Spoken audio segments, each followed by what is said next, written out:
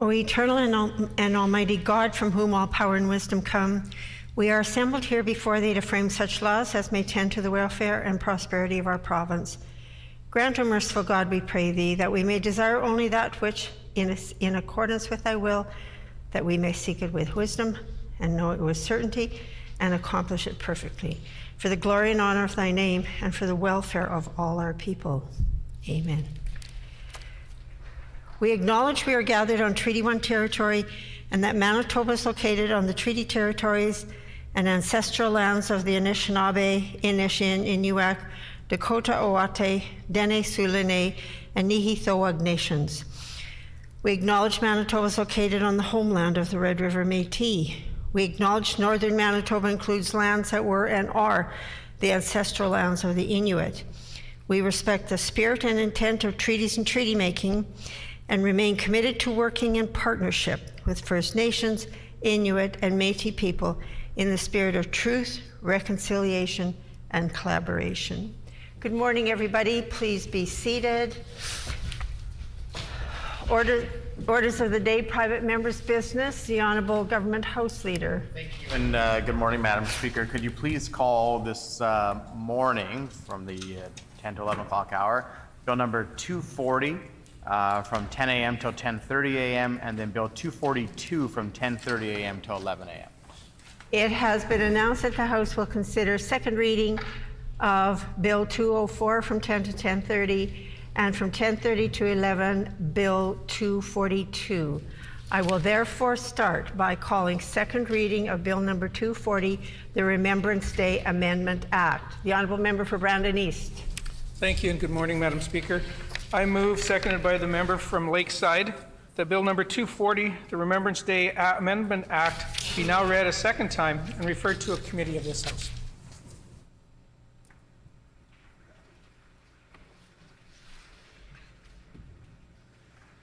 It has been moved by the Honourable Member for Brandon East, seconded by the Honourable Member for Lakeside, that Bill number 240, the Remembrance Day Amendment Act, be now read a second time and be referred to a committee of this House.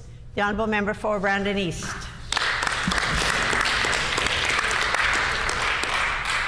Thank you again, Madam Speaker, and it's certainly a privilege to rise today and discuss the topic of poppies and the meaning of what a poppy is for those in recognizing those who have served and those who have made the ultimate sacrifice so that we can all have the democracy to live in that we enjoy today, Madam Speaker. My comments are going to be fairly brief. It's pretty straightforward. It's an opportunity for us. As we know, we have the ability and the right to wear a poppy to recognize those who made us the ultimate sacrifice from the last day in the last day in October until the November the 11th. One of the challenges that have been recognized in Canada, and particularly in Ontario, and fortunately I've not heard of this happening here in Manitoba, but it is an honor and a right to wear the poppy to recognize, as I've mentioned before, those who have sacrificed their lives so that we can live the life that we so much enjoy. Unfortunately, as I mentioned, in Ontario, there was a situation where an employer refused to let employees wear the poppy. And it's an unfortunate situation, but I can certainly understand that in some cases where it might interfere with the safety of work, then yes, I would agree that a poppy be set aside and then put on afterwards. However, to outright deny the ability of an employee to pay their respects by wearing the poppy is something we don't want to see here in Manitoba. And I know it was after the fact when this happened that Ontario has introduced legislation. So in my role being involved with so much with the Legions who were given the right of the poppy by the federal government a number of years ago, working with them on a daily basis or on a weekly basis, just to add that little bit more that allows us to honor their legacy, to honor what they do, and be proactive so that employers in Manitoba can follow some type of legislation ahead of time that says, yes, employees have the ability to wear the poppy during Remembrance Week, which is 7 days leading up to November the 11th. So basically, that's what the bill is for. Again, it does not apply if wearing a poppy poses a danger or a hazard to health, safety, or welfare of any persons. But again, hopefully those are minimized.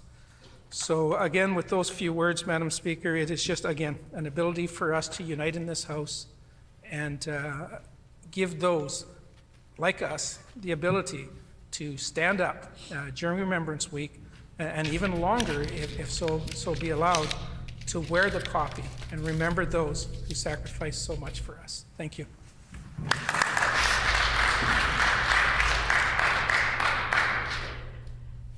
A question period of up to 10 minutes will be held. Questions may be addressed to the sponsoring member by any member in the following sequence.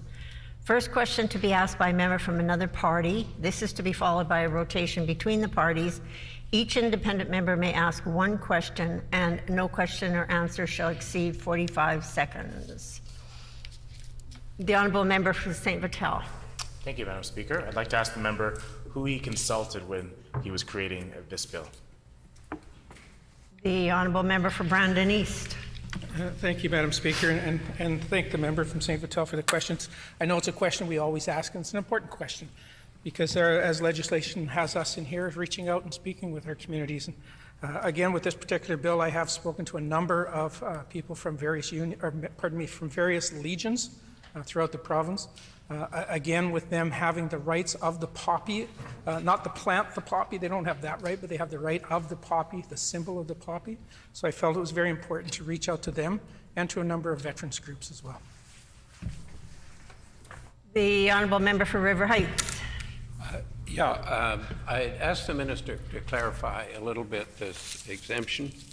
I think we can understand that if you've got people working in a hog processing plant or a chicken processing plant, that you don't want the possibility of poppies coming off and getting involved in various things that you're trying to prepare.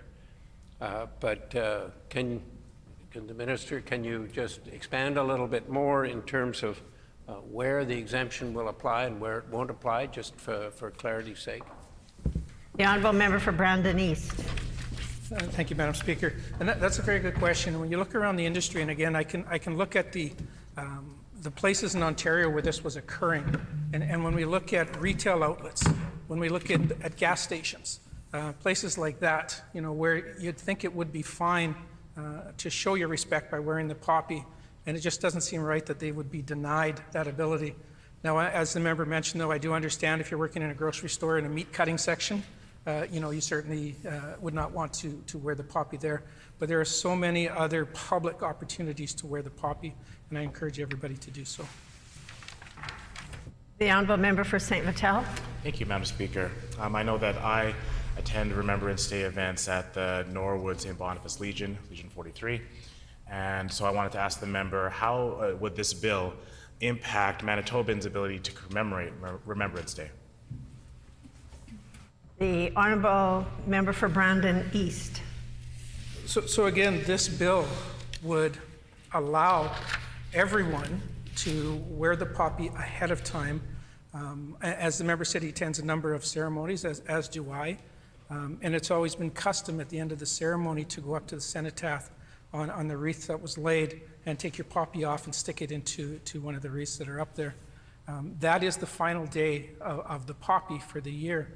So the bill would cover the 1 week period before that, so Remembrance Week, and allow those who would otherwise not be able to stand up in their place of work and show their respect. So it would allow them to have that 7-day period as well. The Honourable Member for St. Vital. Thank you, Madam Speaker. I have friends and family members who are both current military members and former retired military members, and so I wondered if the member has been hearing from veterans and other folks in the world. Have they been advocating for this sort of change through Bill 240? The Honourable Member for Brandon East.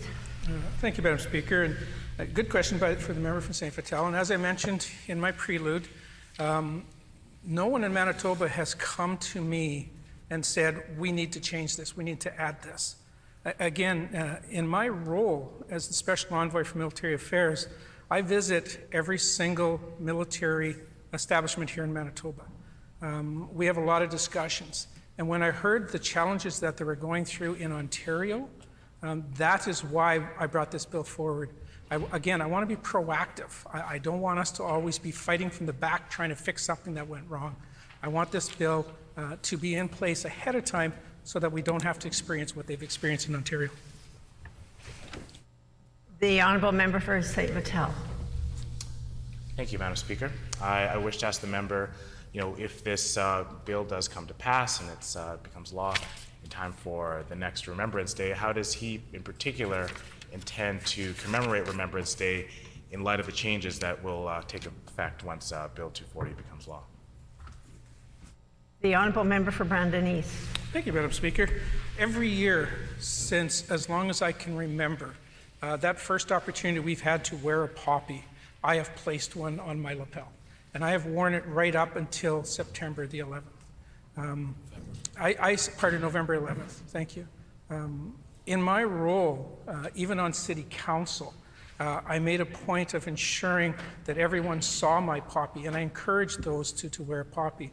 With this bill passing, again, I believe promotion is one of the best things to do, which I will certainly be promoting wearing the poppy, and I would encourage all of my colleagues to put on a poppy ahead of that date and wear it right through the process that you can, and then dispose of it properly on November the 11th. The honourable member for St. Vital. Thank you, Madam Speaker. And just a final question for the member across the way and in bringing this bill forward as a special military envoy. I'd like to just clarify again for us in the chamber and for Manitobans why this bill is so necessary to inform and give employees the entitlement to wear poppies through their work. Maybe we can just outline it again for Manitobans. The honourable member for Brandon East. Thank you, Madam Speaker, and thank the member for that. It's a very good point. And as I stand and we rise in the House today and folks are watching on whatever means they can, it is our responsibility. We have a responsibility to uphold the life that we live and make it as best as possible. And I encourage all employers to have a look at their health and safety plans and ensure that those who want to wear a poppy during Remembrance Week have that ability to do so. And I also understand that they may have, Madam Speaker, situations where they're unable to wear the poppy because of safety. But I do encourage all Manitobans to wear a poppy in remembrance of those who made such a great sacrifice. Any further questions in debate? If not, the floor is open for debate. The honourable member for St. Vital. Thank you, Madam Speaker. I'm pleased to be speaking in respect to Bill 240, the Remembrance Day Act. This bill obviously amends the Remembrance Day Act to ensure that employees are entitled to wear a poppy in the workplace during the 7-day period leading up to and including Remembrance Day. And I'm pleased to have this discussion. I mean, I know that during the Remembrance Day period, I have worn a poppy and continue to wear a poppy to show respect for the Canadians and the people, the military members who have given a sacrifice in terms of their time, in terms of what they've done for their career, and in many cases, sadly, given their lives in protection and in service of our country. And to remember that, I choose to wear a poppy, and I am free to do so in this place, in my workplace, when I'm around and out in the community, and I certainly wear that when I'm, celebrating, when I'm commemorating Remembrance Day, when I attend the Norwood St. Boniface Legion, Legion 43 every year. And I think it's important, Madam Speaker, that other Manitobans feel free to wear the poppy if they choose to in their workplace. And as the member from Brandon East, said, that of course, as long as it falls in line with health and safety protocols within their work, is not putting themselves or their coworkers in danger. And so we're happy to support this bill. We know that the use of the poppy started with respect to World War I, which happened over 100 years ago, came to an end over 100 years ago. And, you know, I think that conflict and it's continued to use throughout the Second World War and other conflicts that Canada has been involved with. The poppy has become a symbol that we all recognize is important for commemoration, for remembrance of those lives who've been lost in service of a free and free future for so many Canadians that we all hope to enjoy. And I think that freedom also includes the freedom to wear a poppy if we so choose to in our workplace. As I shared during the question period, Madam Speaker, I have you know, family members and friends who are both current and retired service members in the military. One family member I know has currently a captain, and he served a tour in Mali a few years ago, and you know, he shared his experience about what it's like to be away from family, to be away from home, to be doing work to protect communities around the world, protect nations around the world, and to you know, make that sacrifice in your chosen profession, have that chosen profession be one that is, you know, having the protection, the service, and fighting for the freedom of our country at its core. And so I am beyond grateful for his efforts, for all of our Canadian service people's efforts over the many years and many decades that people have been sacrificing themselves for our freedom in our great country here in Canada. And so I think a small token that many of us who are not in that profession to do is to recognize that service is to wear the poppy. And I know I choose to do that during that period leading up to and including Remembrance Day. And we're happy to be you know, supporting and moving this bill forward today. And you know, we look forward to, you know, ensuring that people do have that freedom, that people aren't, you know, maybe looked at in a certain way if they want to wear a poppy. This bill would certainly protect people who want to wear a poppy in their workplace and ensure that they have the ability to do so.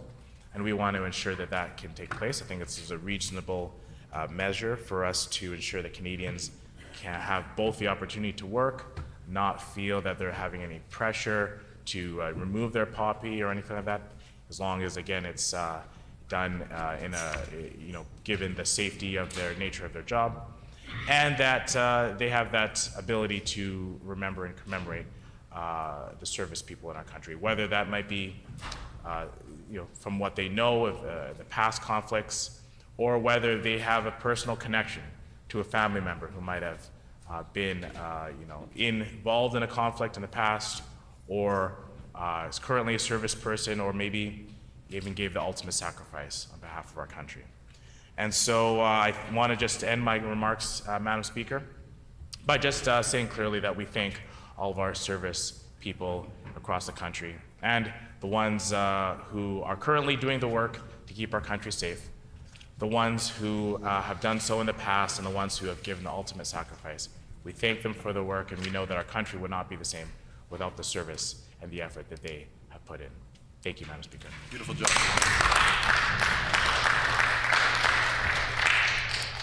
The honourable member for River Heights. Madam Speaker, a few words on this bill.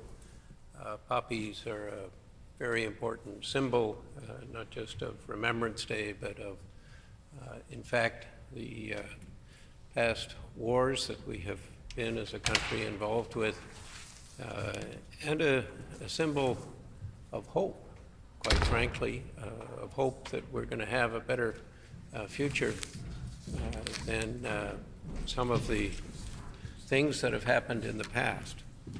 And it is timely that we're talking about this because there is a war, major war going on right now in Ukraine following the Russian invasion. And as we follow what's happening there, we see that the nature of war is changing, both in terms of technology and in terms of the approach that the Russian army has taken which has been more and more directed against civilians as opposed to against those who are soldiers and who are fighting in the war. And with incredibly malevolent consequences. It has been a, for many years we have thought that there would not be wars involving major powers in the world. And clearly this is a situation where there is great danger and great uncertainties, that there are a large number of war crimes.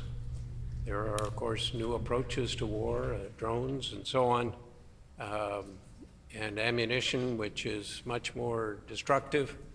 And even though some can be much better targeted than the past, in this war in Ukraine, we've seen hospitals and schools being hit.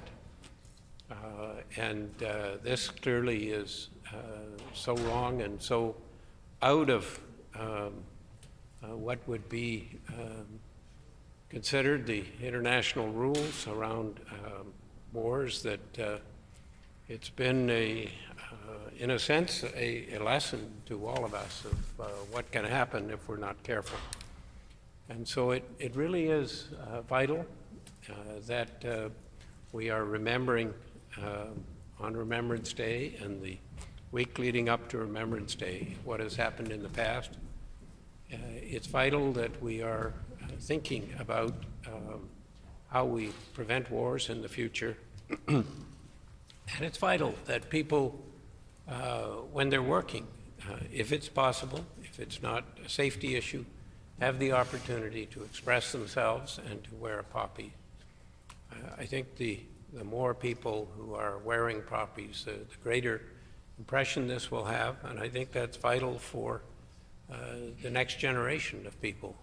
If kids, as they're growing up, see everybody wearing a poppy in the week up to a Remembrance Day, it will have much more of an impact than if it's just worn for Remembrance Day ceremonies and special occasions. So we are in the Liberal Party fully supportive of this bill. We feel it should be extended so that people can't be stopped from wearing poppies where it's reasonable at work. We do understand that there have to be some exemptions, that people who work in hog processing plants or in chicken processing plants and things like that, that there are reasons why you shouldn't be wearing a poppy while you're doing work like that. You don't want it to come off by accident and cause problems or contaminate what people are eating and so on. It is important to have the perspective looking back. My father was involved in the Second World War, and he was in North Africa. He was in Italy at Anzio, and he came away from the experience feeling that wars in general were bad things, that we need to avoid them. But nevertheless, he was there. It was not without danger. He was a medical officer, and he was put in a place where, in North Africa, where 2 other medical officers had recently been killed. And he knew from the start that there was high risk. When they were in Anzio, it was supposed to be a fairly aggressive encircling maneuver, but in fact what ended up was that they were stuck in Anzio for a long time before they could actually break out. And they were constantly, day after day, night after night, being bombarded. It wasn't a nice place to be, but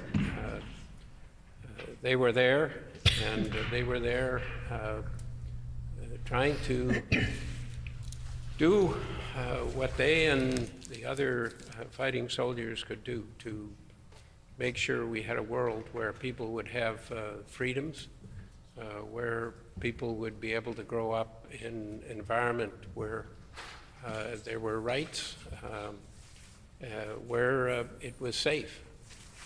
And so it's really important that we are remembering what people have sacrificed in the past, but we take account of what people are sacrificing right now in the name of freedom and against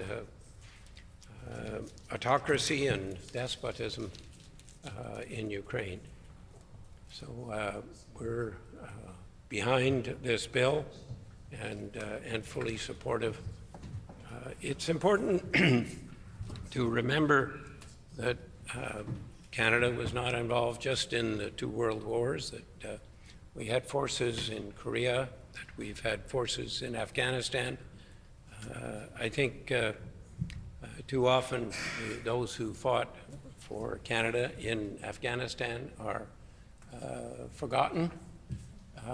It's not easy when the changes that have occurred in Afghanistan with the Taliban coming back, with women's rights being taken away, with the difficult, very difficult circumstance currently in Afghanistan.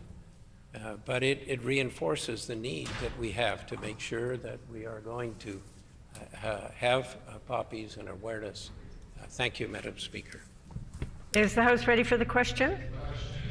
The question before the House is second reading of Bill number 240, the Remembrance Day Amendment Act. Is it the pleasure of the House to adopt the motion? Agreed?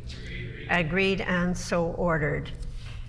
The hour now being 10:30, we will be moving on to second reading of Bill number 242, the Police and Peace Officers Memorial Day Act, Commemoration of Days, Weeks, and Months Act amended. The Honourable Member for Brandon East.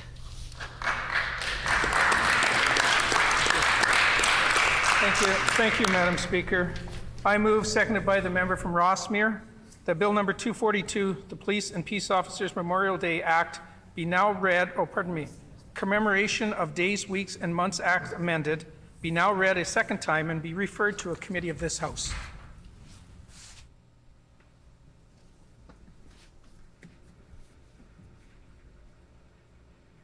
It has been moved by the Honourable Member for Brandon East, seconded by the Honourable Member for Rossmere, that Bill number 242, the Police and Peace Officers Memorial Day Act, Commemoration of Days, Weeks, and Months Act amended, be now read a second time and be referred to a committee of this House. The Honourable Member for Brandon East. Thank you again, Madam Speaker. I want to start by just acknowledging last Thursday. This past Thursday, May the 18th, I was honored to put on a blue and black ribbon of remembrance. Glad I was able to participate. The police chief in Brandon provided me with this ribbon on the day, a very unfortunate day, where another police officer, this time in Ontario, had lost his life in a line of duty. His funeral was on Thursday, so we wore the ribbon up until 6 p.m. Ontario time in recognition of this officer. It's unfortunate that just recently, in the last 2 to 3 months, over 10 police officers across Canada have lost their lives defending our democracy, defending our rights, defending our ability to have property, to share our lives with our families, to have them grow in an environment that is safe and enjoyable. It is unfortunate that these situations arise, whether it's one-off on a police officer who passes away in his vehicle responding to a call, to a few weeks ago or 3 weeks ago now, where 2 officers were responding to a call for domestic violence, And when they arrived on scene, they were ambushed and both shot to death before they could even unholster their own weapons. It's unfortunate this happens. We need to put an end to it. But in the meantime, we also have to have the ability to honor and recognize those who give so much so that we can have communities that are safe to raise our children, are safe for us to live and grow. There is a lot of work. If we just look around our communities, we look at the amount of crime that is happening in our communities, and we thank those who respond to that crime. With this bill, Madam Speaker, the Government of Canada has already officially proclaimed the last Sunday in September to recognize these officers. And again, it's just not police officers, it's also peace officers. Here in Manitoba, we've done it a little different up until my bill here today, Madam Speaker, where we have recognized the last Sunday as well. However, working with the Police Officers Association, who already has things in place where they do their recognition, they have asked us that in each year we mark November 30th as a day of recognition here in the province of Manitoba to coincide with what our local police do here in our province. So again, Madam Speaker, I'm asking our House to come together.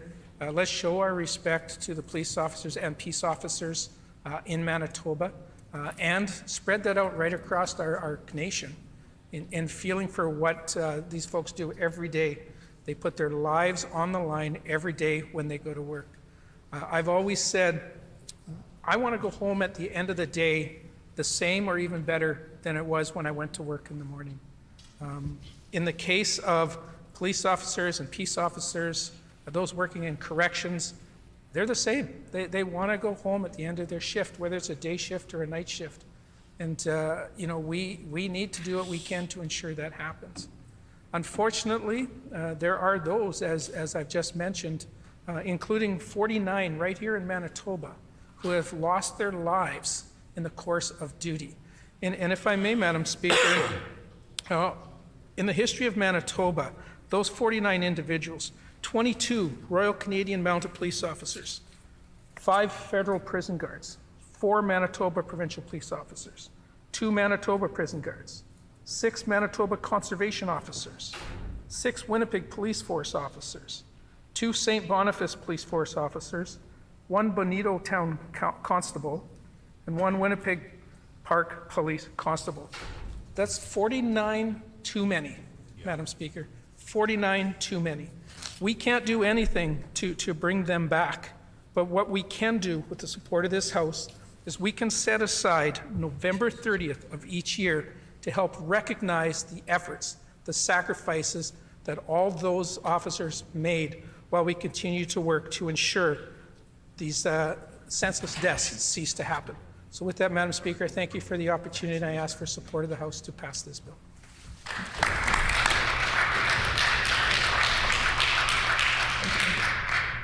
A question period of up to 10 minutes will be held. Questions may be addressed to the sponsoring member by any member in the following sequence. First question to be asked by a member from another party. This is to be followed by a rotation between the parties. Each independent member may ask one question, and no question or answer shall exceed 45 seconds. The Honourable Member for St. John's. No, it's okay. Could the member please advise the House who was consulted when writing and drafting Bill 242? The Honourable Member for Brandon East. Thank you, Madam Speaker, and I thank the member for St. John's for the question. As I previously mentioned in my prelude, that the Police Officers Association have been consulted. They're the ones who came up with the request for the date to coincide with theirs. Also, I have a number of acquaintances who work in police services. As you're aware, Madam Speaker, in my job in healthcare for 21 years, I was a regional manager of safety and security and worked closely with not only the Brandon City Police, but the RCMP detachments wherever our facilities were in Prairie Mountain Health. So I've talked to a number of them, again, the ones that I could connect with in the area here. So again, great consultation, great feedback, and the Police Officers Association, again, was the important one that won at this date. Any further questions? The Honourable Member for River Heights. I'm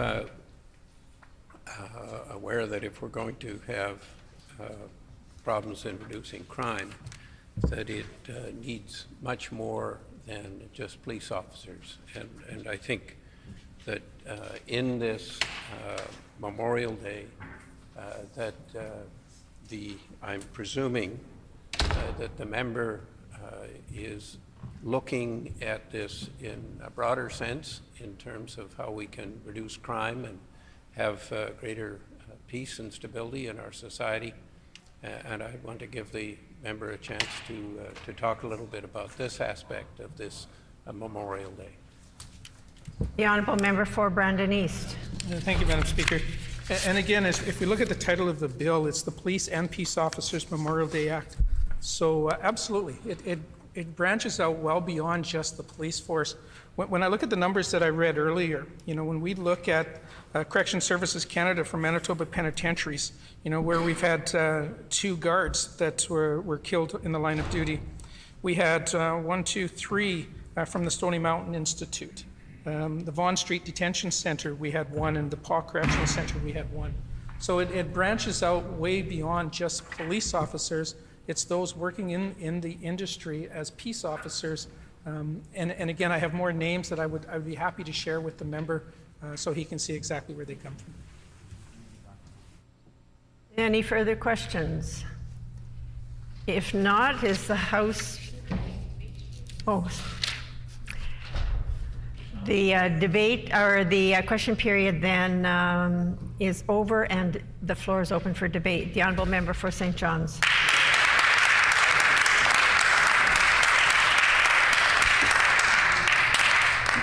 Madam Speaker, I'm pleased to put a couple of words, very brief, on the record in respect to the Police and Police Officers Memorial Day Act, Commemoration of Days, Weeks, and Months Acts amended.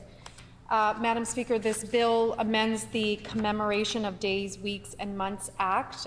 November 30th of each month is proclaimed as the Police and Peace Officers Memorial Day. Madam Speaker, the Government of Canada observes Police and Peace Officers National Memorial Day on the last Sunday of September of every year. On September 24th, 1998, the Government of Canada officially proclaimed the last Sunday of September of every year as the Police and Peace Officers National Memorial Day. In announcing the commemorative date, the Solicitor General of Canada stated that a formal National Memorial Day gives Canadians an opportunity each year to formally express appreciation for the dedication of police and peace officers who make the ultimate tragic sacrifice to keep our communities safe. On January 17th, 2003, a nationwide half-masting was included in the half-masting rules. The flags will be at half-mast on all federal buildings and establishments in Canada, including the Peace Tower from sunrise to sunset on Police and Peace Officers National Memorial Day. Canada also officially recognizes National Police Week, which pays tribute to police officers and peace officers who have lost their lives in the line of duty. During National Police Week, various events and activities take place across the country to honor and remember fallen officers and to show support for law enforcement agencies. These events often include memorial services, candlelight vigils, parades, memorial runs, and community outreach program. National Police Week began in 1970 as a way for the police to connect with their communities and to increase awareness about the services they provide. Taking place from May 14th to the 20th this year, the 2023 theme is Committed to Service. This year, and I quote, Madam Speaker, this year we recognize the oath officers proudly take to be committed to serve communities who want and expect the police to keep them safe, end quote. Police services across the country are joined in achieving this goal, committed to serve in communities across the country. Public safety involves a collaborative effort within policing agencies, between police services and between the police and other first responders, social and community services, as well as residents.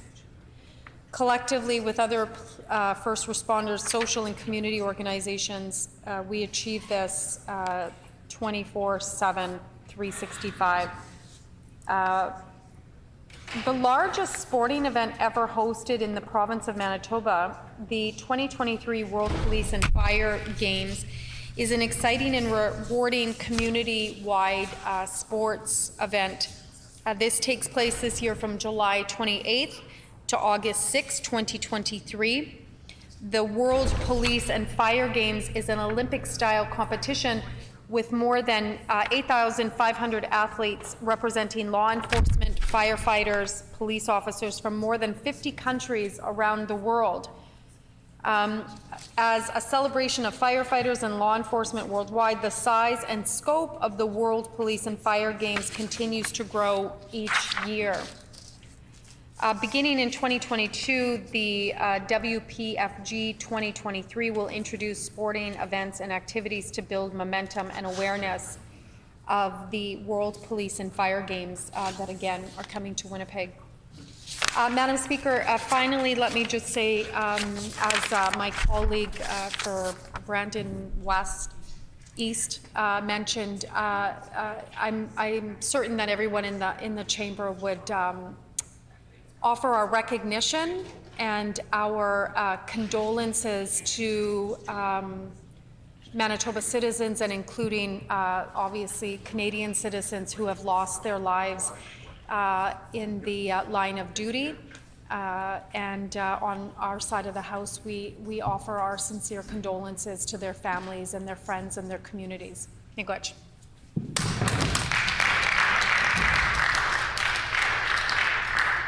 The honourable member for River Heights. Madam Speaker, I want to say a few words on the Peace and Police Officers Memorial Day proposed for November 30th of each year. It is important that we give honor and respect to police officers. Indeed, police officers deserve this respect. In the large majority, there are a few outliers, there are a few who have been involved in things which are not up to the standards of what we expect of police officers. But the large majority of police officers not only deserve our respect, but they have earned it. And in fact, it is important for the police officers' ability to carry out their duty that they have that respect. And I think this is an important day to not only talk about this, but to move it forward. There have been, as we all know, concerns about sexual harassment in police forces in Canada. There have been concerns about discrimination in police forces in Canada, about inordinate arrests of people who are Black, Indigenous, or people of color. And these issues clearly need to be addressed, and to be addressed well, in order to restore the full honor and respect which police officers should have and deserve to have. So it is really important that these issues, which are troubling issues, are addressed, and that we can talk about them. But at the same time, it is important to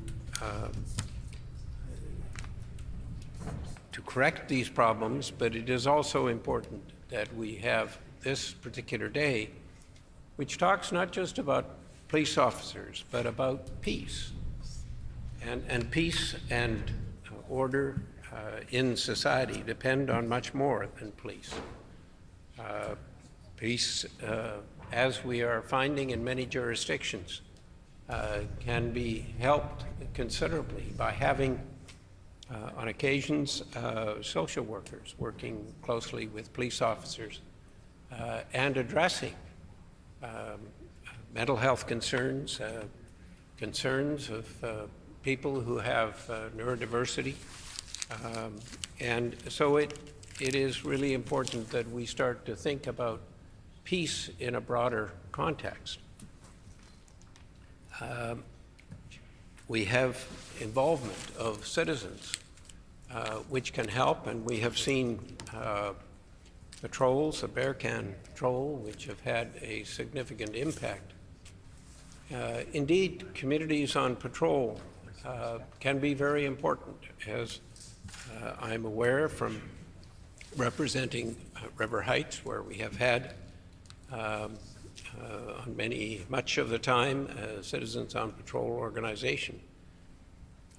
Sadly, the current government has not adequately funded the Citizens on the Patrol program provincially, and so the result has been that there's been a fall off of interest and some people leaving this, and the activity is less because there hasn't been the sort of provincial support that there should be, and there should be, because Citizen on Patrol can be a big help to police officers. I have talked with individuals in River Heights who tell me that as they are working to prevent property crimes in River Heights, that the police officers have been ready to listen, ready to work with people involved in Citizens on Patrol, ready to make a difference. And so it is important that we are not just supporting police officers, but we are supporting our communities. We are supporting other parallel efforts to ensure we have a more peaceful and safer and more stable society. There are concerns, and they have been raised, about violence toward police, in which police are killed. And certainly in the Liberal Party, we offer our condolences to family and friends who are affected by these tragic events. But at the same time, we need to be addressing in a far better way and a far broader way those things which can be risk factors that lead to people to be engaged in violent acts. The presence of poverty, for example, is something that we can address, and that can make a difference.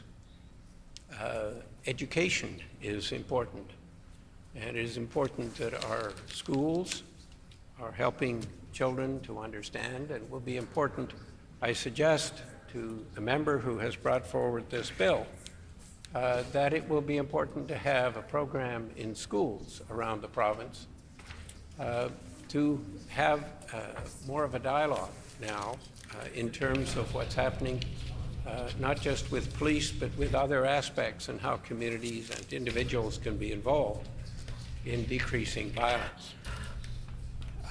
We know that individuals who are neurodiverse, those with learning disorders, with autism, with ADHD, are often individuals who are misunderstood and who are disproportionately put in the incarcerated, and we need to make sure that our society is much more understanding and helpful to those who have autism, those who have ADHD, and those who have learning disabilities. I mean, learning disabilities, right now we are not properly screening for learning disabilities. in Manitoba early on when we should be, so that when they're detected too late, and too often they're missed. And when somebody with a learning disability is not diagnosed and is not helped, then we have a problem, because they become having difficulty in school, difficulty learning.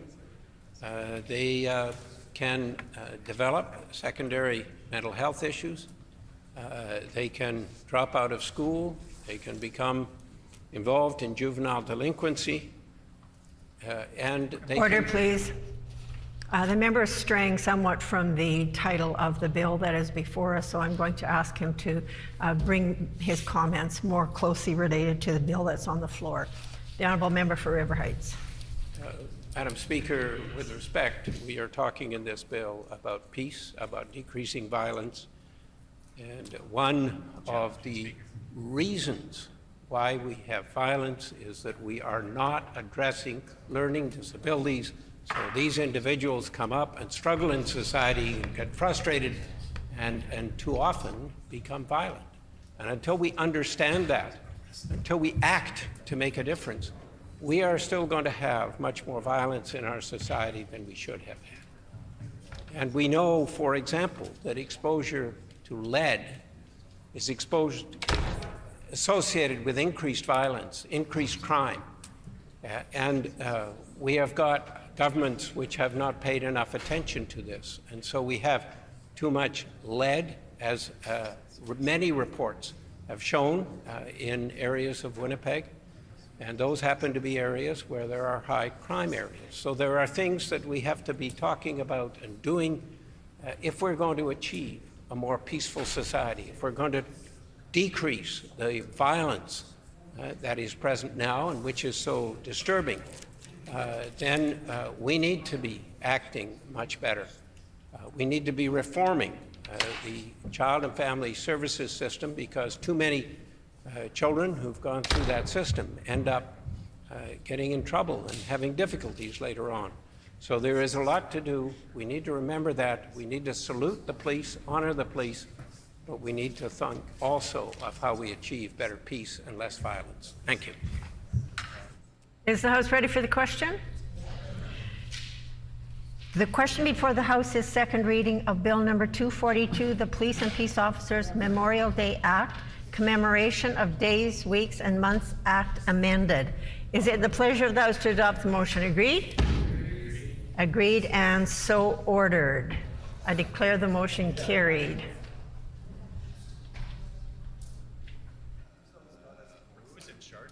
The Honourable Minister of Labour. Thank you, Madam Speaker. Is it the will for the House to call at 11 o'clock? Is it the will of the House to call at 11 o'clock?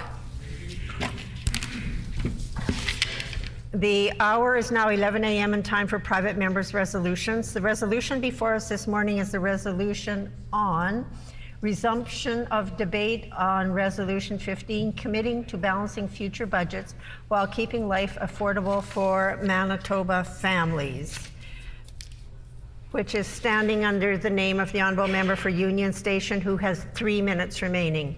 The Honourable Member for Union Station.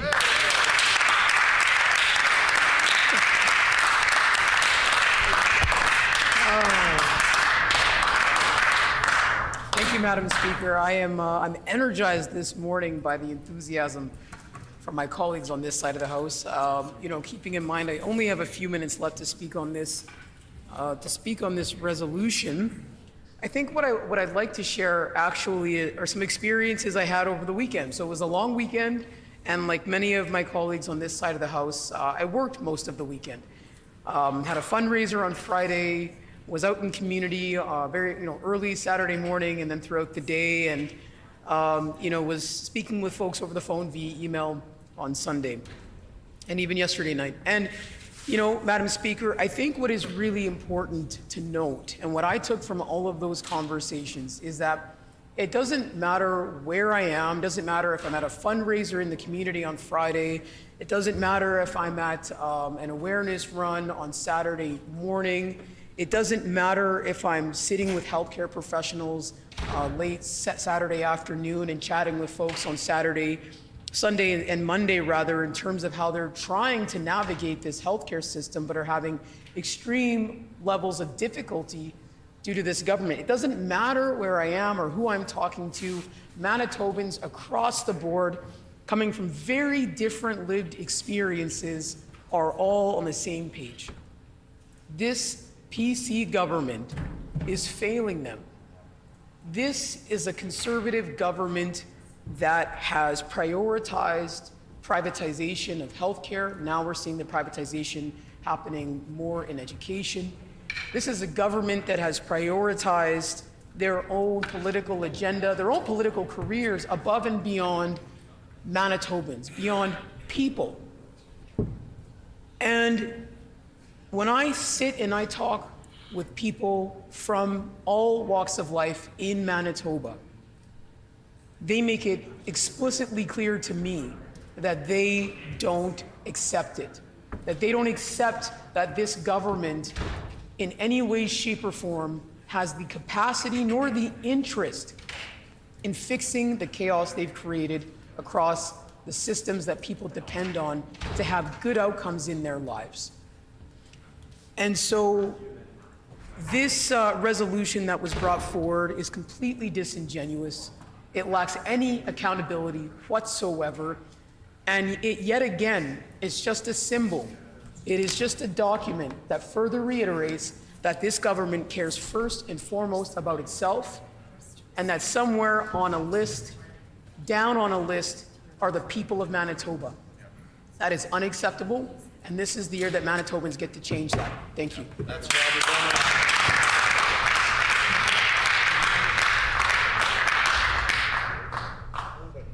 The honourable member for Transcona. Well, thank you very much, Deputy Speaker. As I always say, it's always a privilege to be up here representing the people of Transcona, debating important topics such as this brought forward today in the House. I will say, Deputy Speaker, that when we're debating something like this, it's really quite disingenuous coming from the other side of the House. Order, please. Well, thank you, Deputy Speaker, for that. I appreciate you intervening. May I continue? Thank you very much. You know, what we see here is an example, Deputy Speaker, of Hail Mary politics. This is what happens after 7 years of consistently underfunding core government services. Then all of a sudden now, without any real planning, we get this resolution brought forward to this House. But nobody can take this seriously. Why? Because we know the record. And this government can't run on their record.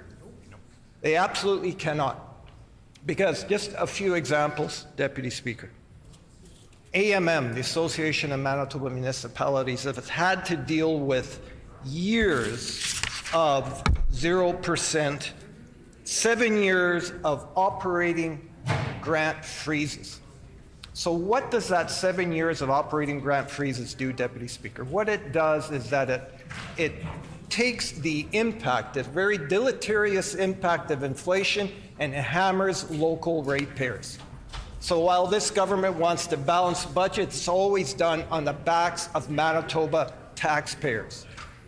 So the AMM then is then forced to deal with the reality of increased fuel costs, increased costs to maintain their fleets to keep the roads clear, increased costs to maintain their water treatment facilities. All of those things are passed on to who, Deputy Speaker? The local taxpayer. So while this government freezes their grants, this is what ends up happening. The Manitobans still end up paying, and they end up paying for these deleterious decisions. And here's the other piece, though, Deputy Speaker. The government of Manitoba can borrow money at the best rates, better rates than the local municipalities can. So while the government shirks its duty in providing the necessary grants to AMM members are then forced to borrow money at higher rates to maintain core services that their ratepayers expect. The city of Winnipeg itself has seen cuts to transit, cuts to snow clearing, cuts to other important services such as library, the creation of an active transportation network, all of those pieces that are important to ratepayers here in the city of Winnipeg. What ends up happening? They have to borrow money. The city of Winnipeg, at this point, at a higher rate than this province can. Meanwhile, they wipe their hands, shirk their responsibility, and the city of Winnipeg is left to deal with the impact of this lack of accountability. The other piece, Deputy Speaker, regarding this is some of the important lessons that are taught in our schools, a lot of which has to do with the acceptance of responsibility and the seriousness that we take what our words mean something. And so when we see 6.5 years of 0.5%, school divisions are left to make very difficult decisions. Difficult decisions around staffing, difficult decisions around programming, and difficult decisions around recruitment. To the point now where many school divisions don't have the capacity to bring on the people that they need to have their system work properly. So what's the impact, Deputy Speaker? The impact is there are families that are on wait lists 10 to 20 deep to get necessary clinical services for their children because they've been identified as requiring extra supports in schools. We all know this. You can't just all of a sudden snap your fingers and have this support come through just like if you've increased your funding. It doesn't work that way. You have to build capacity, and it's the building that capacity that's been missing.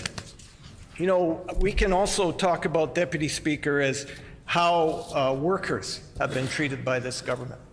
We saw last week here on the steps of the Manitoba Legislature, we saw MHACP that has been without a contract for how many years, Member for Concordia? How many? 5 years. 5 years. 5 years they've been waiting. And then this government says, oh, we're going to let the process work itself out. 5 years? How does anyone even, is there anyone left in the healthcare system that wants to work for this government? Nope. At this point, we are having people leaving in record numbers. So while they say they've hired extra people to work, they can't tell us how many people have actually left so that we can do a real comparison, Deputy Speaker. Order, that's please. the piece that's important. Order, please. I'm just going to ask if conversations could be at a suitable volume. The level of chatter is inching up, and if we could just be respectful for the members speaking. I also do want to just remind all members of the topic this morning and to make sure their remarks are relevant and staying on track, tying it back in to what they're saying. The Honourable Member for Transcona. Here, here. I want to thank my colleagues, as always. I also do want to mention, Deputy Speaker, that I was paying really close attention to what the member for Union Station was saying, especially around the seriousness of the decisions that we're facing right now because of the years of underfunding. The years of underfunding that have left core government services, Mr. Deputy Speaker, in tatters. Now, while we say in this PMR that we're going to have balanced budgets, at what cost, Deputy Speaker? Any serious government knows, Deputy Speaker, that we have to keep the core services intact so that people can rely on the services that they expect from their government. The top two are healthcare and education. And what have we seen? We have seen a record here, Deputy Speaker, that really does defy logic. Because how can you have more with less, Deputy Speaker? And that's what they're asking us to believe right now. And so when we have this particular piece, this particular resolution in front of us, we see what the evidence has provided us. As I began my debate, Deputy Speaker, I talked about the importance of accepting responsibility for your decisions. That's something that we talk about all the time in the school system, right? That's a really important life lesson, because when you do that, you can then see your errors and make the necessary adjustments. This is an important piece that needs to be imparted. This government hasn't done that. They're actually doubling down on their errors and hoping people aren't paying attention. But I can tell you, just like my colleague, the member from Union Station, said, when we have conversations with people and when we're out on the doors and we're meeting people in the community, they're talking to us about the difficulty in accessing services that weren't difficult before 2016. So here's what we're left with then. We're left with this conundrum where any serious government would realize that having a plan in place over time for these core government services to be maintained is something that is important. Because people expect their healthcare system and education system to be functioning so that when they need that service, they can access it in a timely fashion. Some of the longest wait lists now are for MRIs. I had a constituent speak to me about that and about the decision that the doctor had given him. You can wait here, or you know what, if you have the means, you can drive down 90 minutes to the border and go into a truck and get your MRI done in Grafton. Imagine that, Deputy Speaker. The home of public health care getting to the point now where we have to drive down to a trailer in North Dakota. How insulting is that to the people of Manitoba? The hardworking people of Manitoba that expect to see their tax dollars properly invested in these core government services. So now we're left to debate this particular resolution, Deputy Speaker, where it has absolutely no teeth. No one's going to believe them. They certainly don't believe them at the door. These are important pieces. A serious government has to take seriously the responsibility it has on core government services. I'll repeat it again, Deputy Speaker. Healthcare and education are seen as that. These are not dollars that are spent. These are dollars that are invested in our community to keep our citizens healthy, to keep our citizens informed, and to also invest in our citizens. This is what it's all about. So when we bring forth a resolution such as this, it rings hollow, Deputy Speaker. Especially when we have so many people impacted by these deleterious decisions these past number of years since 2016.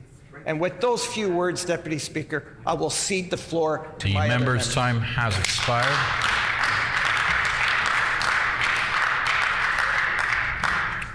The honourable member for St. Boniface. Thank you, Mr. Deputy Speaker. I think it's important to talk about this this resolution and talk about, in the previous comments that have been made in previous days of debate, there is a fair amount of statements that have been made that I would say are divorced from reality. I would say that some of the other members, the government members, were saying things about the NDP's record, which quite frankly are inaccurate. I will just say, as we all know, that there's no coalition here in Manitoba. That was said. It's a talking point to mislead Manitobans, but it gets said anyway. The argument about hiking the PST to 10% is invented out of whole cloth. And if we're going to have debates in here, let's have it based in evidence. Let's have it based in fact. Because just putting words in other people's mouths is not a way to go at this. Because realistically, if we're going to talk about the importance of balanced budgets and how important it is to make sure that people have to can afford things, we have to recognize when the government cuts its spending. This is a basic fact of economics, is that all spending is somebody's income, public spending is somebody's income, private spending is somebody's income. So when public spending is cut at a time when private spending is also cut, what you end up is a recession. It doesn't make things better. It makes people unemployed, and it means people can't actually afford to pay their bills. This is a basic thing that was learned in the 1930s and established pretty well by economists in the 1930s, that the whole idea that you should always balance your budget absolutely no matter what is not going to work. There is enormous historical evidence that austerity is crushing, that it does not work, and that leads to very, very nasty politics because people get desperate. People get desperate and they split off, it divides people because people will either go to the far left or go to the far right because they're losing all control of their lives. So we also have to recognize, look, this is a government that has had multiple credit downgrades and has racked up billions of dollars in debt that wasn't borrowed to build infrastructure or bridges or roads that will help the economy or contribute to future growth. It wasn't borrowed to invest in healthcare. And had they wanted to, there were multiple occasions for this government to balance the budget. There was a point when somebody from the finance department and the Auditor General got in a fight at committee over the fact that the government, as far as the Auditor General was concerned, was running a surplus. And the Finance Department challenged the Auditor General on that and said it was, and disagreed. The amount of money that was released to this government over the years in terms of transfer payments, the massive increases in transfer payments we've seen, $1 billion just this year, an increase of 16%, an increase of 100% in federal transfers over the last 7 years. And this government has still been unable to balance a budget because what they've been doing, instead of spending that money, investing, instead of putting that money into things that will pay back, like education or making people healthier, or infrastructure that will help people get to school or work or get their goods to market more easily or cheaper, that didn't happen. It's all happening right now. The PCs are taking 1 year that they're going to pretend that they want to pretend. This is it's kind of like Mardi Gras. I think this is sort of a Mardi Gras budget, where all the rest of the year, all the rest of the time, they were cutting. This is the 1 year they're going to have a big celebration, and then, frankly, if given the opportunity, they'll go right back to where they were before, cutting and freezing. This is not what we need to do at a time when our education system is in tatters, our economy is fragile, our health system is breaking down, and there are all sorts of areas where we need fundamental investments in government in order to provide services so that the private sector can do its job. There are lots of places where people can't drive trucks because the roads are too bad. We can't open up the province to minerals because we don't have roads, because this government hasn't put the money into it. Because they think that you can just keep kicking this money down the line. And quite frankly, this is junk economics. It's junk economics. The basic tax exemption, even if that means that people will save less than $1 a day at the bottom end of the scale. Is it good that they're saving less than $1 a day? It's better than nothing. But better than nothing is not the same thing as good. Because the reality is that when you actually change that, the vast amount of money that's going to be saved, thousands of dollars, are going to be people at the top of the income scale who don't really need it. They really don't. Because one of the things that's happened in the last 6 years, and actually just certainly over the pandemic, is that we've seen people who own property and people who own for a living, I'll put it that way, have massively increased their wealth. And they've massively increased their wealth because everyone else is paying them. They're paying them rent. They're paying them interest. And it is destabilizing our society. Because if you look at the extremism that we're seeing, it's due to in part due to economic desperation. It's that people feel they have no say and no control over their lives. And they don't know where they're going to go because they don't know whether they're going to be able to keep their job, pay their bills, or keep a roof over their house. And this government, frankly, is not helping to do that. But it also has to be said that one of the myths in Manitoba is that the PCs are remotely centrist, because these are actually pretty far right ideas. And the NDP can pretend to be left. There's only left in comparison to a far right party. The NDP also did many of these same policies. In 2008, they boasted they'd cut taxes by $1 billion. By $1 billion, and they did. They really did. But those taxes, again, why didn't people feel it? Why wasn't there a big impact on the economy, aside from the fact, like in 2008, there was a global financial crisis, because everybody had been cutting taxes for years and years and years, and expecting, while piling debt onto citizens. The reality is, and lots of people, if you actually look at the way debt works, the harder the governments try to get rid of their debt as quickly as possible, it forces that debt onto citizens. And they end up not being able to pay it, and they all end up being driven out. So it is a highly complex thing, and it's a lot more complicated than this government wants to make it sound. But for either of the parties to talk about the things they've done, for people living in poverty or the working poor in this province, it's an insult to reality. We live in a province that for decades has had some of the worst poverty in Canada, where virtually nothing has been done in terms of social assistance, and where vast amounts of money have been pushed into systems to punish people for being poor. So we will double the justice budget, as the NDP did, and put more people in jail, but not even raise the amount of money that people get to feed themselves by $1 for decades. That's the reality in this province. And I do have to say, not only are there people in this province who haven't seen a raise in decades, when I talk to organizations, there are lots of organizations, including Crown corporations in Manitoba, all sorts of organizations and institutions, universities, arts organizations, sports organizations who have not seen an increase in funding in decades. Not 10 years, not 20 years, not 30 years, but 40 years in some cases. The Centre communautaire franco-manitobain, it is getting the same amount of money that it got, or no, I think it's increased by $1,740 since 1974. That's how long it's been since there's been any meaningful increase. And the idea that people can keep doing more and more with less is not, you can do that if you actually give people the tools to switch over and become more efficient and actually put money into it, and they can't. And I did just want to mention, because somebody mentioned the fact that they were boasting about the NDP's record on balancing budgets. The reality is that that's not a progressive thing to say. That's not a socially democratic thing to say. It's not. I'm sorry, it's not. Tommy Douglas was a fiscal conservative, and he ran, this is based on the comments of the member for Fort Garry. He ran against the Saskatchewan Liberals in 1944, screaming about the fact that they'd run up so much debt. Well, what did they run up that debt doing? It was during the Depression and the Second World War, and they were spending that debt.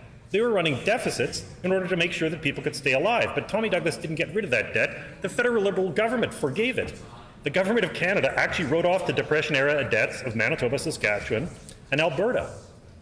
It wasn't great management. It's great management when the federal government comes along and says, you know what, you can have a balanced budget now because we're going to take all the debt off your hands. And that's what happened. And I mean that, the reality is that the NDP has not been progressive. It has not, because their economics are basically exactly the same as the PCs. And if you look at their record, as the NDP urged us to do, you see a party for the last 30 years, economically, they're all stuck in the 1920s. And I mean that literally. They have not actually gotten to the point of the New Deal. The NDP and the PCs are trying to solve problems by using economic models that are divorced completely from reality. They don't predict anything. They just mean that the rich get richer while the poor get the picture. And that's what's been eroding the middle and crushing middle class and working class and crushing people who are living in poverty in this province for decades. And that's the reason we don't see any changes in this province and why we get exactly the same policies under both parties, which, as I will also point out, both parties have amended the balanced budget law a total of 11 times to avoid having to pay the penalty for what it's supposed to be. It's that particular bill, that law is an embarrassment. Member's time has expired. The honourable member for Flin Flon. Thank you, Mr. Deputy Speaker. So, this PC government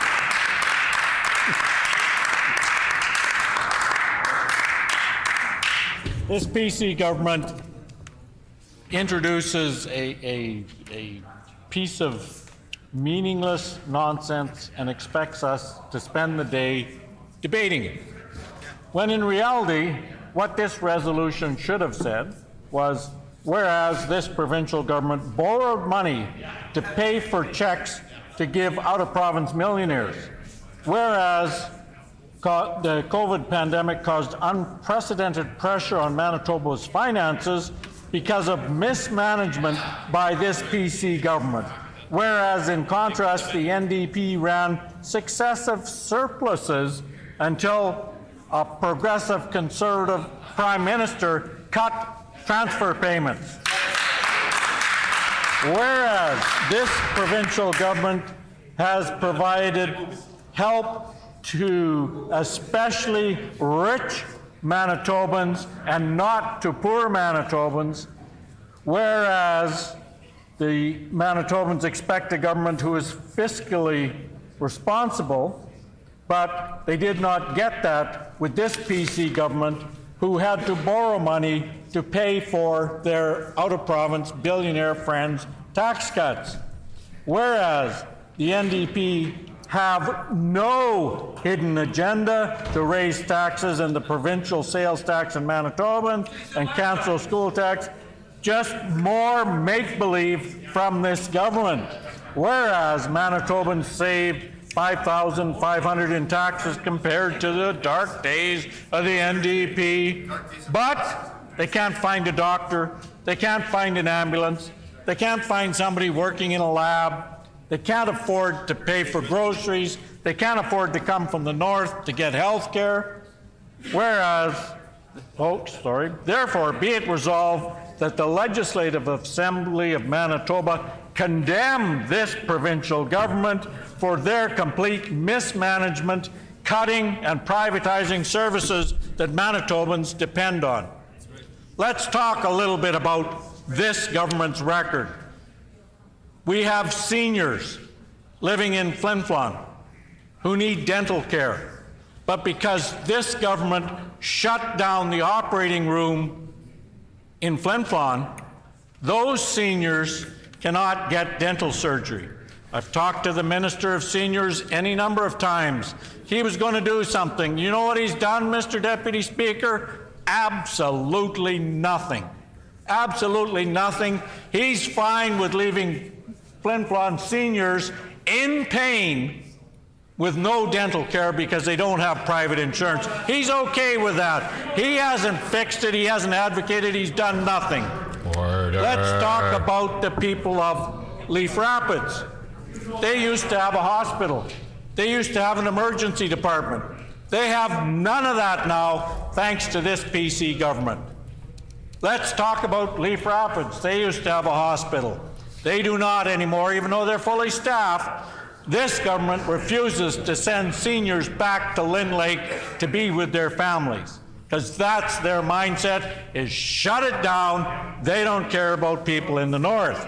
So while they want us to talk about balancing budgets, let's talk about what provincial government should actually be doing with money that they bring in, which is providing services that Manitobans depend on, services like health care. Let's talk about the Northern Patient Transportation System that's basically been gutted by this government. I was at the airport coming to fly back on Sunday night, Monday night, whatever night it was, and there was people in there that were coming to Winnipeg for medical because we don't have any medical available for them in Flin Flon. One fellow told me he'd been flying 8 times in the course of a year. He has to spend 2 days here. You know what the government pays him for his trouble of hotels, taxis, meals? Nothing. They pay him nothing. He's on his own dime for that. There's a lot of people that can't afford to pay for 2 days hotels and meals, plus the airfare costs that the government doesn't cover. I talked to another lady that comes for an injection every couple of months. She tries to find the cheapest hotel that she can possibly find, because once again, this government doesn't cover hotel stays, and we know that the flights in the north have been unpredictable, have been less than adequate. We used to have 2 flights a day to Flin Flon.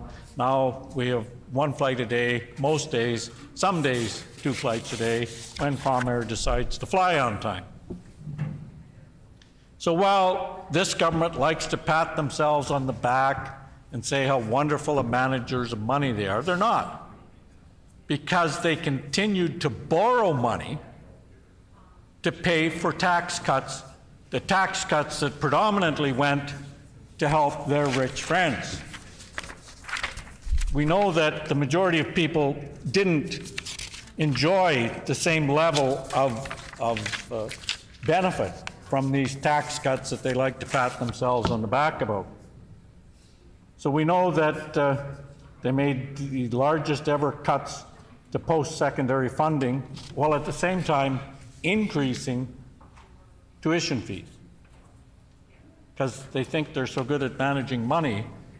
But their idea is that, well, unless you're rich, you shouldn't go to school, because they don't want average Manitobans getting ahead, because it's all about money for this government. It's not about people. They don't care about average Manitobans.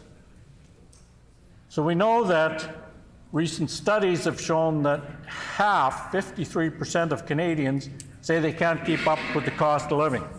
7 in 10 Canadians report being stressed about money as inflation continues to grow.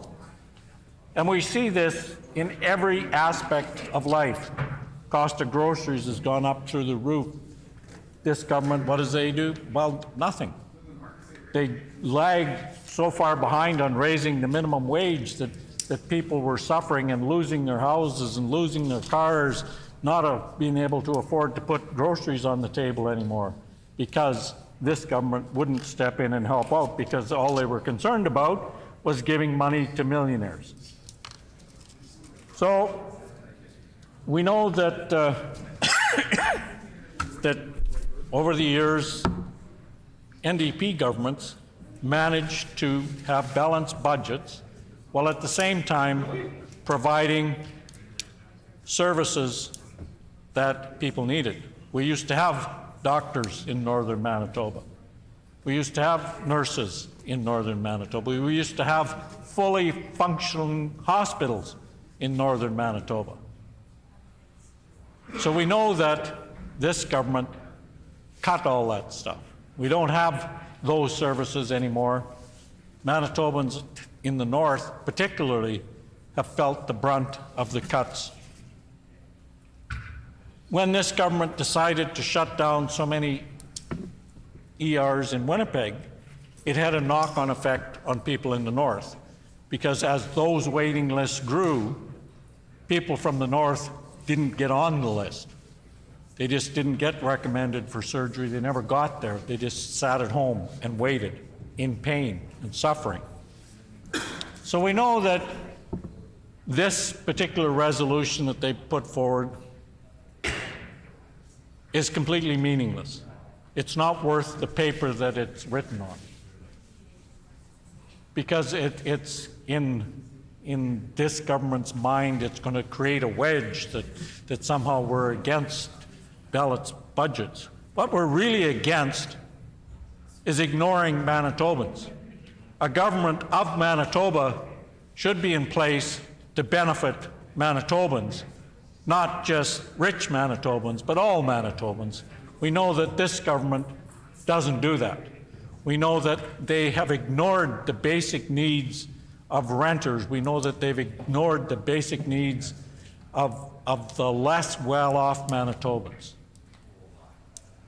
We won't even get started on how they've ignored Indigenous people, particularly in northern Manitoba, trying to build hospitals with absolutely no funding from this government because they don't care about people in the north. We know that things can be different. And we know that October, when the election comes, things will be different. It'll be a brighter day for Manitobans once we're elected. The honourable member's time has expired.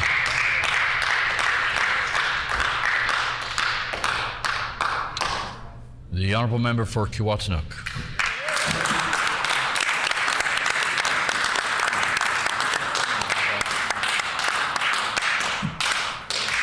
Thank you, Mr. Deputy Speaker, for a chance to share a few words on the private member's resolution committing to balancing future budgets while keeping life affordable for Manitoba families. At the end of the day, Mr. Deputy Speaker, Manitobans just do not believe this government. They do not believe the spin that they try and put on the so-called good work that they're doing. They do not believe that they're going to positively move us forward. They're going to balance the budget. They are going to commit to balancing the budget. At the end of the day, it just comes down to the fact that everything this government says is just a political spin. This is just now election year topics, discussions that they're going to put forward, promises, announcements, and at the end of the day, it's just something that's not in reality, not based in reality.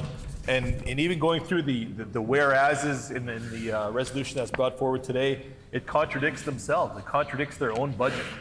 So again, this government is now speaking past their own timeline and trying to commit past their own timeline. And let's be clear, their timeline ends in October. So for them to say we are going to commit to doing things past that, the reality is that's something that Manitobans just do not believe they are capable of doing. So in reading some of the whereas clauses and in the resolution, whereas the COVID-19 pandemic caused unprecedented pressure on Manitoba finances. That is something that we absolutely agree on. But what this government fails to mention time and time again is they also received record transfers during this time as well to help with all the issues that arose during the pandemic and continue to arise during the pandemic.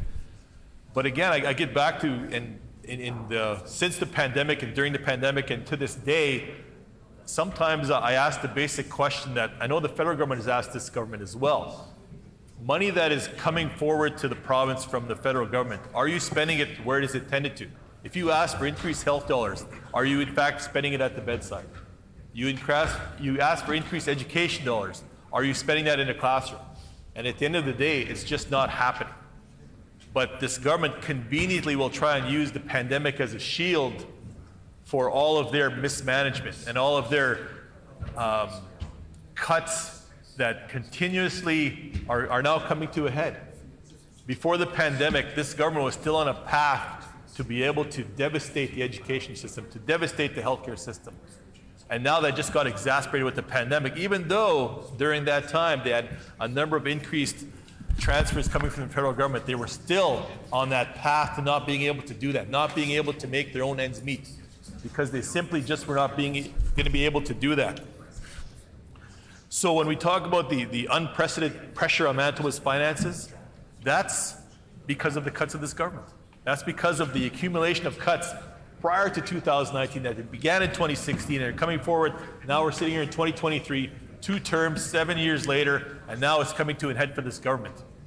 And I know going forward, they're trying to now say, well, we're going to commit to something else that they're not going to be a part of. And a number of members opposite are not personally going to be a part of that as well.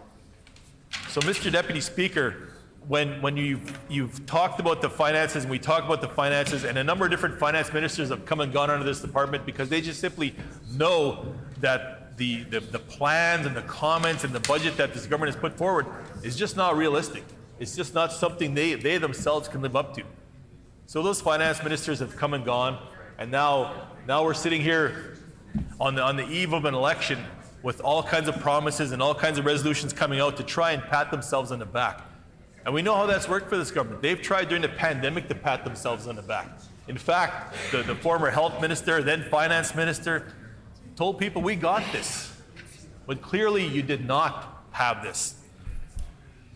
So, Mr. Deputy Speaker, my colleague member from Transcona talked about accepting responsibility. So that's something that this government is being asked to do time and time again. Accept responsibility for your action. Accept responsibility for your cuts. Stop trying to put a spin on it to say you're investing more and you're doing more here. At the end of the day, Manitobans know that in healthcare, in education, and all across every department in this province, it's a net loss. The so-called investments and the new investments and the record investments that this government claims to be making is at the end of the day a net loss because of that accumulation from 2016 up until today. So when they bring forth a resolution now committing to what they're going to do in the future, their track record just shows that they're not capable of doing that. And they're not able to do that going forward. So why should Manitobans trust them? Because this government has done that on the backs of Manitobans. They have done the cuts on the backs of Manitobans, on the cuts of healthcare, on the cuts of education. So now they're claiming to be the champions of balanced budget going forward, and again using the pandemic as a shield as to why the systems are the way they are. The systems are the way they are because of this government, because of the incompetence of this government to actually manage the healthcare system, manage the education system, and it's now coming to a head. Mr. Deputy Speaker, when the resolution was first brought forward, now this is now a couple different times now that this government has brought forward this resolution to have discussion on this, again to try and for a second opportunity to pat themselves on the back. And during the questions, there's some simple questions. You would think they would be simple questions, basic questions to answer. So like, why is this government claiming that they're on a path to a balanced budget in 2027 when their own budget documents suggest that there will be a $53 million deficit that year? That just shows how out of touch this resolution is with the reality of the budget process that they're putting forward. Their budget is going to contradict this resolution and vice versa. So why bring this forward? Again, to try and pat themselves on the back thinking Manitobans won't realize it, thinking Manitobans won't question it, Manitobans just simply won't understand that. But Mr. Deputy Speaker, Manitobans are very, very smart, and they know and they see through kind of the rhetoric that this government is trying to put a spin on. Another question that came up during the question and answers is, why has the government failed to support Manitobans during the affordability crisis? And again, try and put a spin on that and say, oh yes, we're doing this. Oh yes, don't you recall Brian Pallister signed some checks and said, here you go, and now the Screamer follows suit, try to give checks to Manitobans, at the same time at the expense of what? Manitobans know that that was not going to help them during an affordability crisis. They know that the overall, in the big picture, that was all going to catch up. So if this government comes out and says, well, here's a check for $100 or $200 or $300, at the end of the day, in the affordability crisis that Manitobans are going through, they have to just turn that over now and pay their hydro bill. They have to just turn that over now and go and pay those increased costs at the grocery store. Because that's the reality, and that's the affordability crisis that this government is just ignoring. The affordability crisis that affects everyday Manitobans, because this government is out of touch with everyday Manitobans. So they think they can come out and buy the province and buy Manitobans by saying, oh, this is what we're going to do. We're going to do this record investment. By the way, the checks are going to be in the mail. We're going to pay hundreds of thousands of dollars to advertise the fact that those checks are in the mail. How is that helping Manitobans during an affordability crisis? Why not turn around with those advertising dollars that you're using to pat yourselves on the back and actually do something to work the affordability crisis, to lower rates for Manitobans, to help Manitobans each and every day? Manitobans that have to go at the end of the month and realize whatever check they may get, whether it be through social or paycheck or what have you, or pension or what have you, and realizing that I have to make a choice here. I have to either pay my bill or put food on my table. No Manitoban should have to be forced to make that choice with a government that's claiming that they're working for them and helping them through an affordability crisis, because they're just simply not doing that. So for this government to come out here and say, now we're going to commit to future budgets in 2027 and doing that going forward, that's just not the reality, because they're not addressing issues that arise each and every day. Another question that came up during the question and answers, why has the government made life more expensive for Manitobans by raising hydro rates and approving above guideline rent increases? Again, out of touch with everyday Manitobans and the need and what Manitobans are going through day in, day out. So when they talk about the affordability, and first off, this government will never use the word crisis when it comes to healthcare, when it comes to education, let alone when it comes to affordability. They will not use that word. Yet that's clearly what we are in. We are clearly in a healthcare crisis. We are clearly in an affordability crisis. And this Manitoba government just fails to acknowledge it and do anything to put some real tangible solutions on the table so that Manitobans can actually see a light at the end of the tunnel. Another question that came up, Mr. Deputy Speaker, during the question and answer period is, why is this government giving checks to billionaires, taking money away from the education system? They cut funding in for years. Again, that was simply asked when the Premier was asked, why are you giving checks to billionaires who made over $400 million in a first quarter, and are they really going to not need $300,000? She claimed they were going to close. She claimed that these businesses were going to go out of business if they did not receive this benefit on the backs of Manitobans, and that's absolutely unacceptable. The honourable member's time has expired.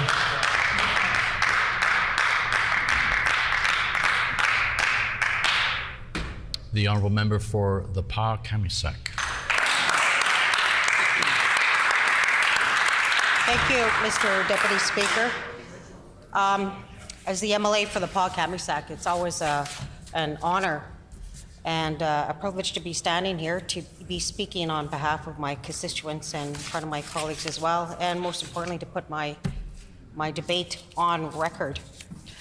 In regards to this private member's resolution committing to balancing future budgets while keeping life affordable for Manitoba families it's quite peculiar coming from the other side of the House. As long as I've been standing here on the opposition, from where I come from, as an Indigenous woman from northern Manitoba, I just find that there's times where communicating with the government is like trying to communicate with a brick wall. Why I'm saying that is because I come from a community that has many, many problems in accessing services. And some of those services that are affecting that I'm hearing right now is within our education system. And that's why, when it comes to education property tax, it really bothers me that when we learned about these huge corporations that are going to be benefiting from these education property taxes that should be going to public schools, it angered me. And even more so, it just even made the government look even more to me as out of touch. Because I just don't understand, contributing to already millionaires or contributing to public schools. And here we are, again, fighting on behalf of children. And as a mother, too, my children attend school in the Kelsey School Division. In the PAW, I have many, many conversations in regards to cuts, lack of services such as clinicians, which is so badly needed in northern Manitoba. Attraction of teachers, retention of our teachers, and our EAs as well. I just find that these services are needed even more, especially after the pandemic. It seems like our classrooms are becoming smaller, and our staff too as well is becoming smaller. So with that, our public health, our public school system is already suffering. So it just angers me that these property tax rebate benefits for the wealthy and large corporations, is starving our education system, and also leaving our renters and us regular folks behind. I can say that on behalf of my constituents and many, many, many people that I know as well. So in regards to this, times are tough already for families, and the cost of living is rising at an unprecedented rate. In regards to watching the news every day, the need for food banks is at its highest right now.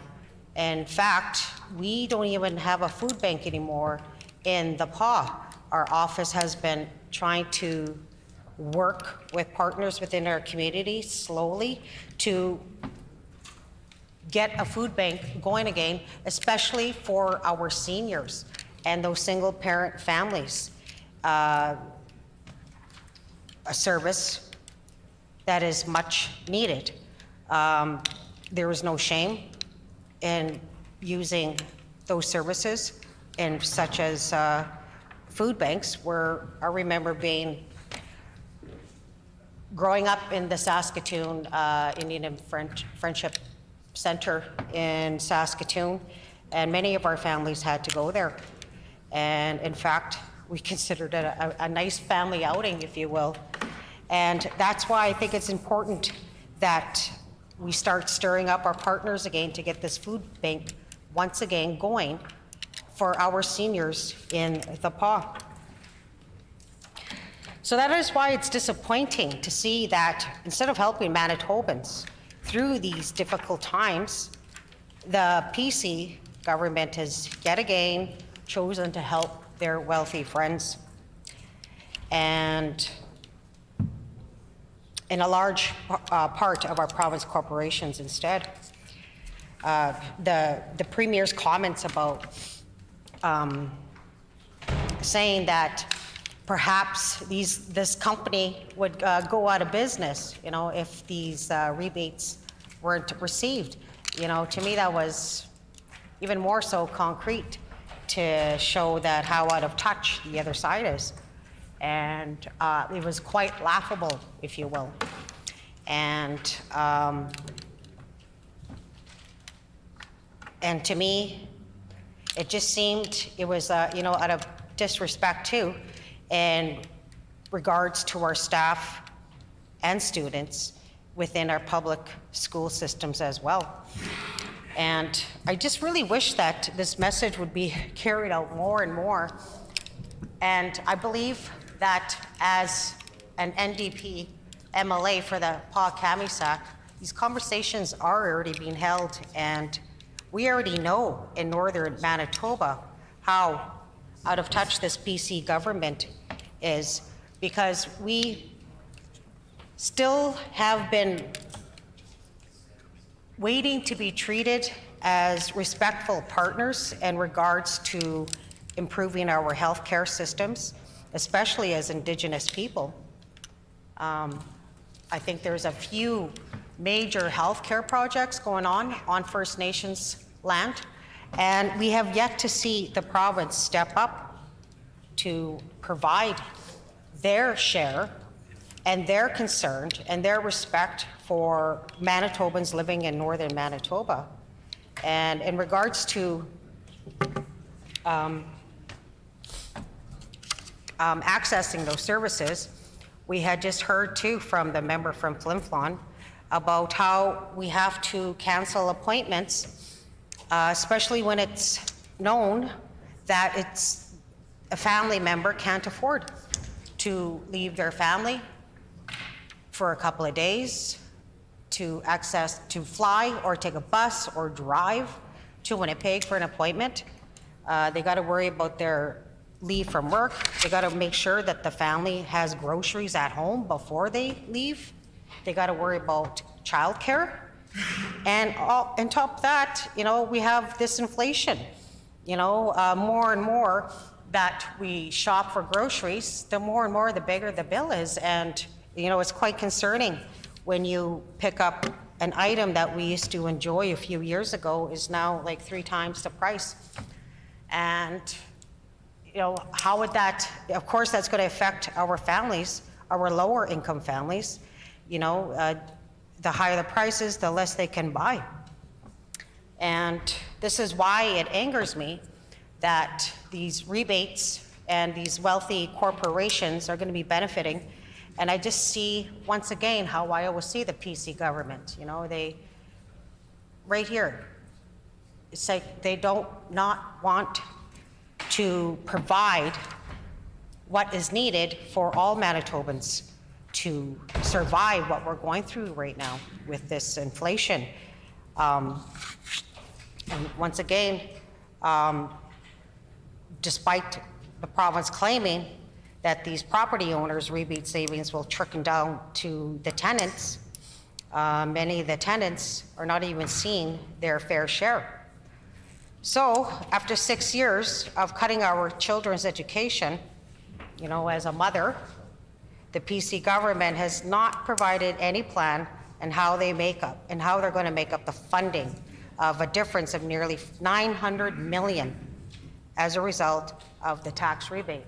So with that, Mr. Deputy Speaker, I'm just really concerned about my children's education and the rest of Manitobans' education with these tax rebates. To me, it's just a selfish idea, and an idea that I cannot fathom, especially where I'm coming from. While living with my mother in Saskatoon, we were on social assistance, and I truly know how this can affect lower income families. Egwes.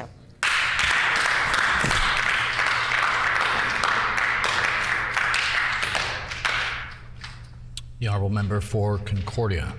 Well, thank you very much, Mr. Deputy Speaker. I appreciate the opportunity to put a few words on the record and build off of some of the comments by my colleagues, starting with the member for Union Station, who I think right off the top called out this resolution for being nonsense, for being, first of all, poorly written and poorly conceived of. But even the details within it being so factually incorrect that it's almost impossible to just debate the resolution on its merits, right? It's, just as a sort of starting point, and I know that the member for Kiwetinoong also mentioned this, the PC government's own budget this year, 2023 budget, laid out their plan, their projected deficits going forward, and they said, well, in 2027 we'll have a $53 million deficit. And here comes the member for Brandon West and says, well, no, we're going to do something completely different. Like, did he miss the meeting? Did he not read the budget?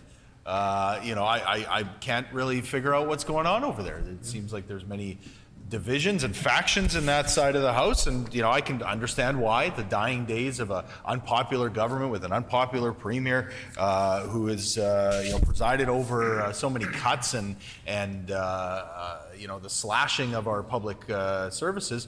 No wonder the member for Brandon West is going out on his own.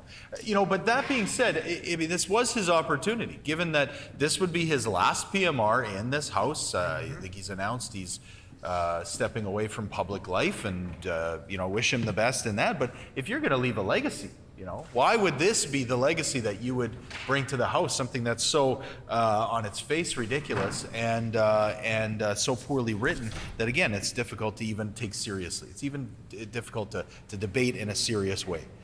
But that being said, I think it is important that we call out some of the cuts that this government has made, which I think the member for Transcona did very well, that we call out the fact that this doesn't actually address the affordability crisis, which the member for Kawadnuk, the member for the Pakamisak just put on the record. There's a whole bunch of ways that we could talk about how this government has failed Manitobans, but even if we were just to talk about the finances and how this government has managed the finances, it's been an absolute unmitigated disaster from the jump. And it started with Brian Pallister as premier. Now, he came in, tough talk. Well, we're the fiscal managers. We're going to be we're going to be tough with Manitobans, but we're going to balance the budget. I think he said, 10 years down the line or some kind of future, future target that, of course, he never met. He never even came close to. They say that 2020, we're going to balance. This is the balanced budget. The worldwide pandemic is taking out the world economy, putting in immense pressure on healthcare services, on a whole number of things, and yet they get their drafters to go out and write a budget that was written as if there is no pandemic. So, there's no pandemic, we're going to balance the budget. That's baloney, Mr. Deputy Speaker. It doesn't make sense for you to bring in a budget that's balanced when you know that your whole, if I can use an analogy, I paid off the mortgage at the same time your whole roof is caving in. It doesn't make any sense. Your foundation is crumbling, as the member for Transcona rightly points out. So anyway, just to sort of dispel any kind of myth that they one time balanced the budget. Of course they didn't. Mr. Deputy Speaker, was complete hogwash. But just to imagine that Brian Pallister came and said, we're going to be tough with the budget and we're going to do, well, no, he didn't. He ended up bringing in a balanced budget legislation that then the next year he amended, and the next year he amended again, and the next year he amended again. I think it's been 4 times now the balanced budget legislation has been amended. And what changes did they make, Mr. Deputy Speaker? They made sure that cabinet ministers still got their pay. That was the one sort of stick that we had in Manitoba that was saying, well, you got to be at least accountable. If you're not going to balance, then cabinet ministers don't get paid. Well, all of a sudden they're still getting paid. Order, please. When this matter is again before the House, the honourable member for Concordia will have 6 minutes remaining. The hour being 12 noon, this House is recessed and stands recessed until 1:30 this afternoon.